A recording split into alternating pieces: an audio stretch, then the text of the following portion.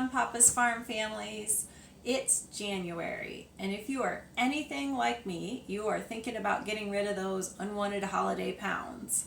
So, with nutrition on my mind this month, I decided to do a short series on dog food nutrition, feeding our dogs healthy. I am not a vet and have not had medical training. However, I do know that most of our vets, as with our human physicians, come at their training from a heal the disease mindset, and they get very little training in their schools on health and nutrition and prevention of disease. So I feel like the burden for that falls upon us, and as our dog owners, we need to be aware of what we can do to try to make sure they have optimal health. So that being said, I thought we would just focus on what we need to feed our dogs. So last year, we did lose one of our moms. It was a very emotional experience. I will put a link to a blog post. I wrote about it recently in the comments.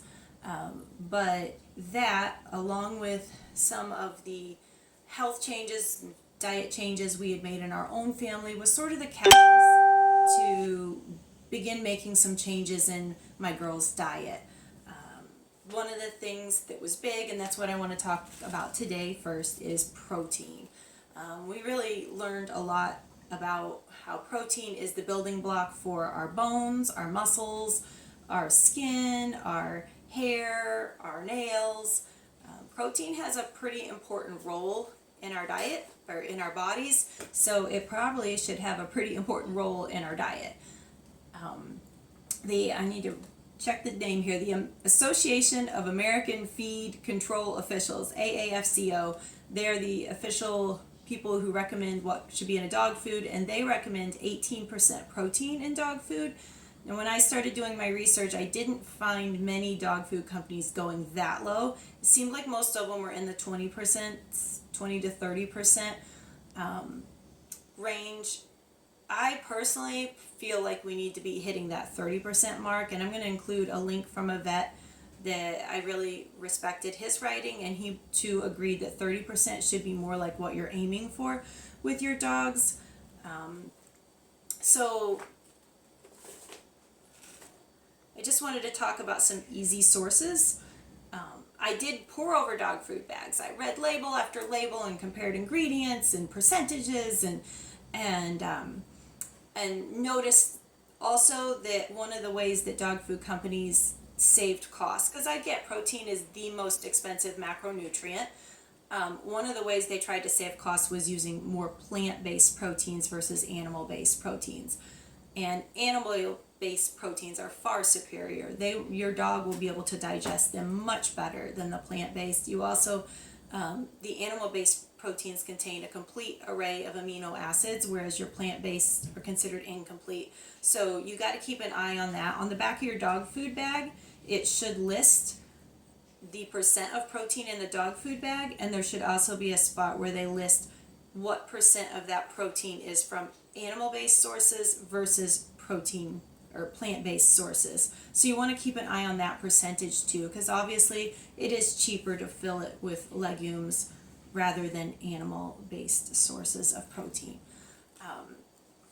So after pouring through all that, I ultimately, for my girls, decided it was just easier for me to add real whole food sources of protein to their diets to bump that percentage up a little bit versus relying on a dog food bag. And these are some of the sources that I found are easiest to add.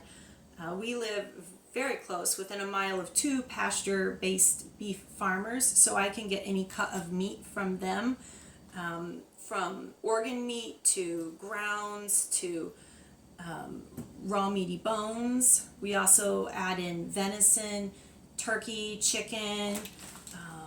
Some other easy sources of protein to add is salmon and sardines. They have a little higher salt content, but as long as it's not their daily add in, it's fine.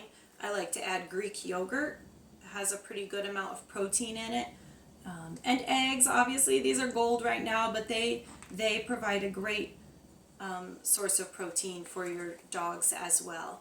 So just, adding a little bit of one of these items every day, whether it's a fourth, replacing a fourth to a third of your dog food, can even be beneficial to your dogs, to their long-term health, to really keeping their body moving and building new bones and or new bone cells and muscles. And I just feel like protein should be given more credit than it has been given.